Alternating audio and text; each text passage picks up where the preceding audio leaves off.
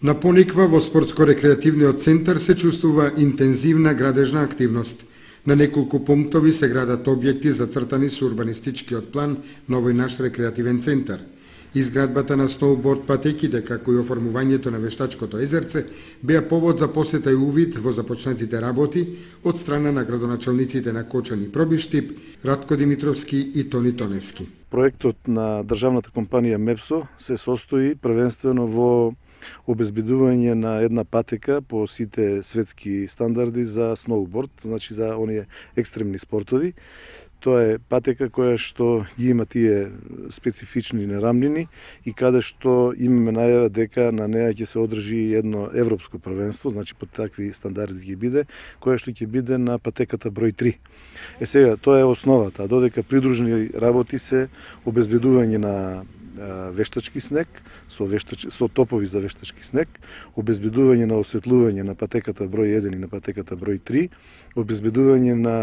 резервоар за вода од некаде 14.000 кубни метри вода, која што е потребна за овие вештачки топови, и обезбедување на другата инфраструктура која што е потребна околу тоа. Значи имаме еден дополнителен ратрак, зимска санка.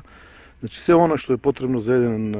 скијашки центар е вклучено во овој целосен проект. Вредноста на проектот е проценета на околу 1 милион евра, а завршувањето спрема она што го гледаме на теренот, ако послужи времето, би требало да биде до нова година, ако не, ќе биде понатаму во наредниот период кој ќе возможат временските услови. Знаеме дека се наоѓаме на висина од 1600 метри и овде временските услови за ова време од годината може да бидат екстремни кога градежните работи треба да се стопираат. Ова ние не сакаме да го прикажуваме како територија на општина Кочани и територија на општина Пробиштип и денеска ќе ги продолжиме разговорите во тој правец и ќе предложиме на советите да подпишаат еден договор да ова биде едно заедничко место и имаме една заедничка акција во поставување на водоводни цевки, значи нашите комунални предпријатија се вклучени во овој проект,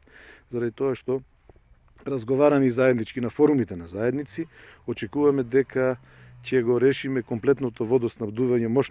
значи ние како општини ќе го решиме водоснабдувањето на целиот овој регион и размислуваме да направиме едно јавно предпријатие кое што ќе стопанисува со овие објекти овде, значи да имаме нови ангажирања, нови вработувања и од општина Пробиштип и од општина Кочани. Престојот на Пониква градоначалниците Тоневски и Димитровски во придружба на државниот секретар по економија Анче Трифунов и заменик министерот за одбрана Емил Димитриев го искористија за засадување на дрвца, со што се вклучија во акцијата Ден на дрвото засадија својата иднина. Значи, акцијата Ден на дрвото денеска искористивме да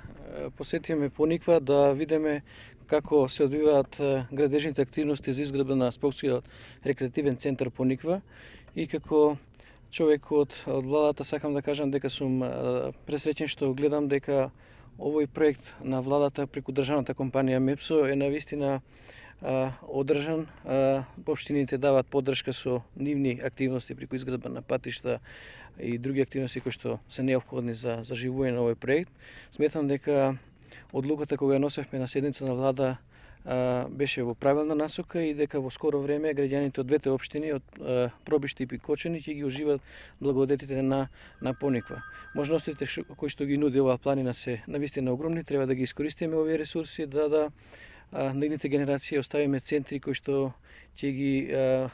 овозможат да ги развијат нивните спортски активности, развивање на спортски дух кај младите генерации. Денеска го искористивме нашето доаѓање со градоначалникот на општина Кочани, со заменикот министер за одбрана господинот Димитриев, да посадиме символично неколку дрвца заеднички овде на ова прекрасна локација на спортско-рекреативниот центар Пониква, каде што на наше огромно задоволство се во полнек градежните активности на проектот кој што владата го преку МЕПСО го спроведува овде. За мене како градоначалник е прекрасна работа што после долги години празно зборување конечно почна и напониква да се градат објекти кои што се од витално, односно суштинско значење за